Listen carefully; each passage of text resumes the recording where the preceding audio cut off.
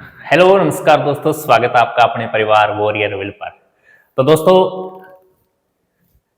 अग्निवीर भर्ती 2026 के लिए अपन जो निःशुल्क बैच लेके आए हैं, धुरंधर बैच, इसके अंदर अपनी जो क्लासें हैं वो चल रही हैं। क्षेत्र मिति के अंदर 2D का पोर्शन अपना चल रहा था। 2D के पोर्शन में अपना चतुर्भुज शेष बचा था। आज इसके ऊपर हम चर्चा करने वाले हैं और 2D वाला पोर्शन आज कंप्लीट कर देंगे। कल से अपन 3D आयतन यानी वॉल्यूम का पोर्शन करने वाले हैं। तो इसके अंदर अपनी 3 क्लासें अपलोड कर दी गई हैं। प्लेलिस्ट पर जाओगे तो वहां धुरंधर मैथ्स नाम से प्लेलिस्ट मिलेगी आपको, वहां तीनों क्लासें आपको एकदम क्रम से मिल जाएंगे। आज अपनी ये चौथी क्लास रहने वाली है जिसमें आप आज अपन चतुर्भुज पढ़ने वाले हैं। वीडियो अच्छा लगे तो चैनल को सब्सक्राइब जरूर कर लें। और क्षेत्र मिति टॉपिक के बाद नेक्स्ट कौन सा टॉपिक पढ़ाना है आपको मैथ्स के अंदर, जो आपको कठिन लगे कि ये टॉपिक मुझे कठिन लगता है, तो आप कमेंट में अपना कमेंट सेक्शन में कमेंट जरूर कर दें कि सर इस टॉपिक को पहले पढ़ाइए, मैं वही टॉपिक पहले पढ़ा दूंगा। तो आज अपना चतुर्भुज के बारे में जो क्वेश्चंस बनते हैं उनकी चर्चा करने वाले हैं। ये अपनी आज क्लास 4 रहने वाली है और अपना जो धुरंधर बैच चल रहा है बिल्कुल फ्री ऑफ कॉस्ट है। और जो भी साथी अग्निवीर भर्ती 2026 की तैयारी करना चाहते हैं अपने दोस्त, उनको शेयर जरूर कर दें, चैनल को सब्सक्राइब कर लें, टेलीग्राम को ज्वाइन जरूर कर लें, क्योंकि ये पूरी PDF मैं टेलीग्राम पर डालने वाला हूं। तो वहां से आप जाके इसकी प्रैक्टिस कर सकते हैं फिर से। तो चलिए शुरुआत करते हैं। हमने वर्ग, आयत, त्रिभुज ये सब पढ़ लिए थे। आज अपन बात करने वाले हैं चतुर्भुज की।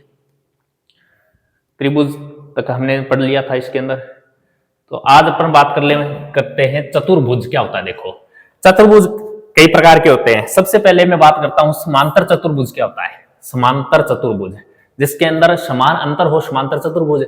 समांतर चतुर्भुज का क्षेत्रफल क्या होता है? क्षेत्रफल सीधा सीधा याद रखना, आधार गुणा ऊंचाई, ये समांतर चतुर्भुज का क्षेत्रफल होता है और कुछ नहीं है।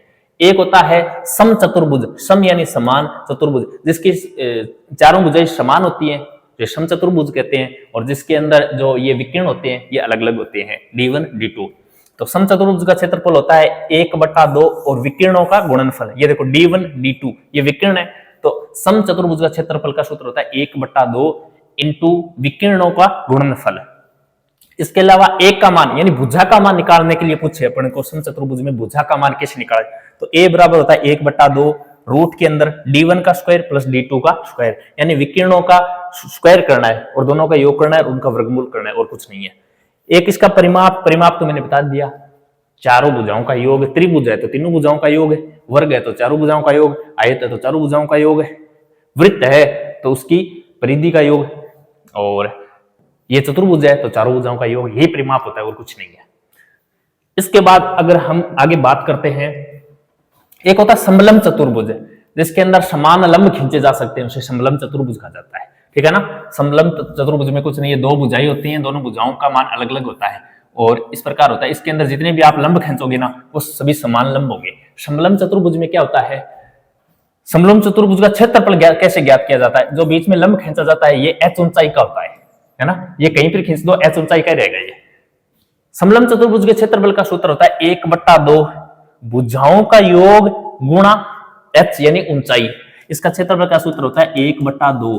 जो भी भुजाएं होती है ना, x + y बोल दो, a + b बोल दो, भुजाओं का योग और साथ में इसकी ऊंचाई, उसके ऊंचाई से उसको गुणा कर दो, ये समलंब चतुर्भुज के क्षेत्रफल का सूत्र होता है।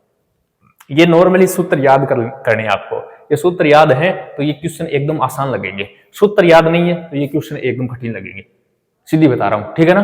तो ये सूत्र याद कर लेना।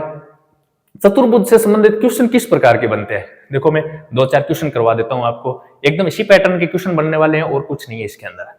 सबसे पहला क्वेश्चन है, इस क्वेश्चन को आप पढ़ो एक बार। सम चतुर्भुज के विकीर्ण क्रम से 8 मीटर और 6 मीटर हैं, तो क्षेत्रफल ज्ञात करो। सम चतुर्भुज दिया है क्या? सम चतुर्भुज का मतलब ये देखो मैं बना रहा हूं सम चतुर्भुज, ये अपना सम चतुर्भुज है। इसकी चारों भुजाएं तो समान होती हैं, लेकिन इसका जो D होता है ना, ये विकीर्ण D1 D2 ये अलग अलग होते हैं। तो अलग अलग दे रखी है क्या? 8 और 6, तो ये 8 है और ये 6, ये इस प्रकार का सम चतुर्भुज है। पूछ क्या रहा है? इसके क्षेत्रफलों का क्षेत्रफल ज्ञात कीजिए। अब देखो, चलो इधर चलो, ये रहा सम चतुर्भुज। सम चतुर्भुज के अंदर चारों भुजाएं तो समान होती हैं, ये ए और ए, लेकिन इसके विकर्ण दोनों अलग अलग होते हैं, बिल्कुल अलग। तो क्षेत्रफल का सूत्र क्या होता है? क्षेत्रफल का सूत्र सर होता है 1/2 गुणा विकीर्णों का गुणनफल। तो यहां लगा दो फिर, और कुछ नहीं करना, जो सूत्र है वो सूत्र लगाना है। समचतुर्भुज के क्षेत्रफल का सूत्र होता है 1/2 गुणा विकीर्णों का गुणनफल। ये लो, विकीर्णों का गुणनफल आ गया 1/2। पहला विकर्ण कितना है? 6। दूसरा विकर्ण कितना है? 8। अरे 2 की पहाड़े से ये कट रहा गया, कितनी बार? 3 बार। 8 को 3 से गुणा करेंगे 24 आ जाएगा। 24 वर्ग मीटर कहाँ है? ऑप्शन ये रहा, ऑप्शन नंबर बी अपना उत्तर हो जाएगा। ये इस प्रकार के क्वेश्चन और कुछ नहीं है। तो इनके अगर सूत्र आपको नॉर्मली याद है ना, तो ये क्वेश्चन कुछ नहीं है, एकदम फालतू क्वेश्चन है। अगर सूत्र याद नहीं है तो ये क्वेश्चन आपसे नहीं होगा। तो इनके सूत्र याद कर लेना। जो पहले मैंने वर्ग, आयत, त्रिभुज, वृत्त पढ़ाए है ना, 2-2, 3-3 सूत्र उनके अंदर है, ये चतुर्भुज है। मेंसुरेशन यानी क्षेत्रमिति के अंदर, अगर क्षेत्रमिति आपको वास्तव में आप सीखना चाहते हो तो इसके अंदर सूत्र ही हैं, सूत्र याद करने पड़ेंगे आपको। हो जाएगा इस प्रकार के क्वेश्चन। नेक्स्ट क्वेश्चन को देखो एक बार। ये क्वेश्चन देखो, समांतर चतुर्भुज का आधार 20 मीटर तथा ऊंचाई 10 मीटर है, तो क्षेत्रफल ज्ञात कीजिए।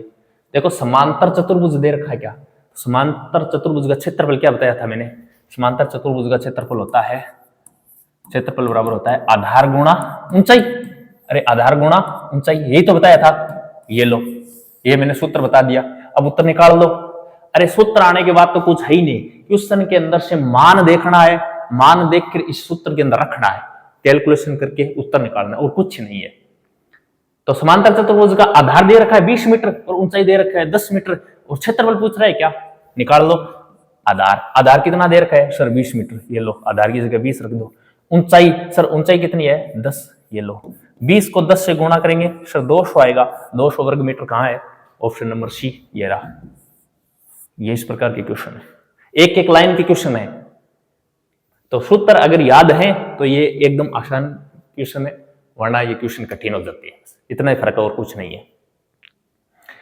तो नेक्स्ट क्वेश्चन देखो, इस क्वेश्चन को करो एक बार। लो, एक समांतर चतुर्भुज, फिर से समांतर चतुर्भुज गई है। एक समांतर चतुर्भुज का क्षेत्रफल ज्ञात कीजिए जिसका आधार 35 मीटर और ऊंचाई 18 मीटर है। ये इस प्रकार का क्वेश्चन है।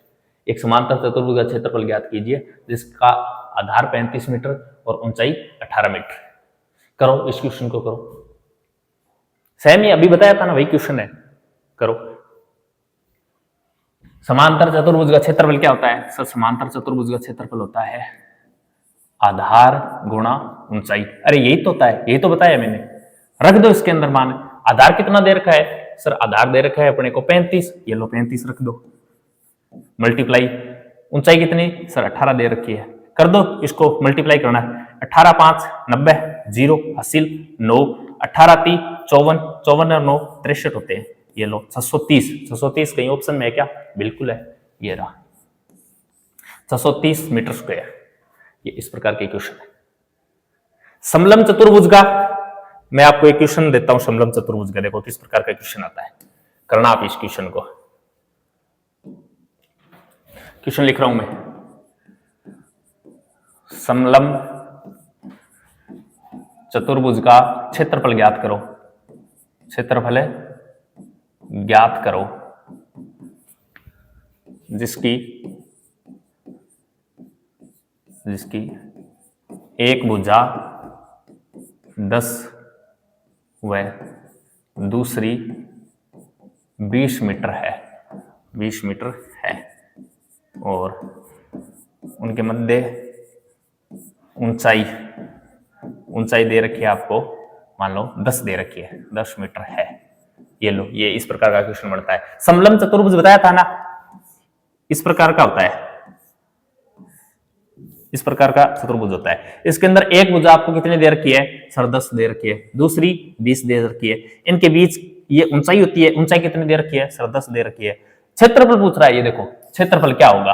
तो समलंब चतुर्भुज का क्षेत्रफल क्या होता है? क्षेत्रफल होता है 1/2 दोनों भुजाओं का योग x प्लस वाई, और इसकी ऊंचाई से क्या कर दो? गुणा कर दो। यही तो इसका क्षेत्रफल का सूत्र पढ़ा था हमने, 1/2 का 1/2 रख दो। पहली भुजा प्लस दूसरी भुजा गुणा ऊंचाई, यानी इसका लंब h कितना है? 10 है। ये लो, अब देखो 10 इस 2 के पहाड़े से इसको काट दो, 5 बार कट गया। 20 और 10 से 30, ये इसको मत काट देना, ये प्लस में है पहले, ठीक है ना, पहले इनको प्लस करना पड़ेगा, ये तो बाहर था गुणा में, तो मैंने सीधा काट दिया इसको। 20 और 10 30, 30 को किससे गुणा करोगे, 5 से गुणा करेंगे, ये लो 150 वर्ग मीटर, ये अपना आंसर आ जाएगा। इस प्रकार समलंब चतुर्भुज का क्वेश्चन बनता है। तो ये जो अपन मेंसुरेशन 2D के अंदर जितने भी क्वेश्चन पढ़े हैं ना, आप इतने क्वेश्चन कर लेना, आपको ये पूरी पीडीएफ अपने टेलीग्राम चैनल वॉरियर विल पर मिल जाएगी, जिसका लिंक आपको डिस्क्रिप्शन में मिल जाएगा। वहां से जाकर अपने टेलीग्राम चैनल को ज्वाइन कर लेना, ये पूरी पीडीएफ आपको वहां मिल जाएगी। एक बार अपने मन से पेन और कॉपी लेना, सभी क्वेश्चनों को एक बार करना, जितने इसके अंदर सूत्र लिखे हैं वो सूत्र को याद कर लेना। मेंसुरेशन यानी क्षेत्रमिति के अंदर आप 2D के अंदर आपका क्वेश्चन गलत नहीं होगा। अब इसी के अंदर 3D के अंदर अपन कल से 3D की क्लासें चालू हो जाएंगी। 3D के अंदर अपन यानी वॉल्यूम आयतन पढ़ा जाता है 3D के अंदर, घन, घनाभ, गोला, शंकु, इन सभी की हम चर्चा करने वाले हैं नेक्स्ट वीडियो में। तो अपने दोस्तों को इस वीडियो को शेयर जरूर कर दें, अपने चैनल को सब्सक्राइब जरूर कर लें। चैनल को सब्सक्राइब कर लो, कमेंट में कमेंट क्या करो, आपकी क्या राय है, इससे हमें भी उत्साह मिलता है, उतना ही अच्छा काम करते हैं। तो आज के लिए इतना ही। जय हिंद, जय भारत।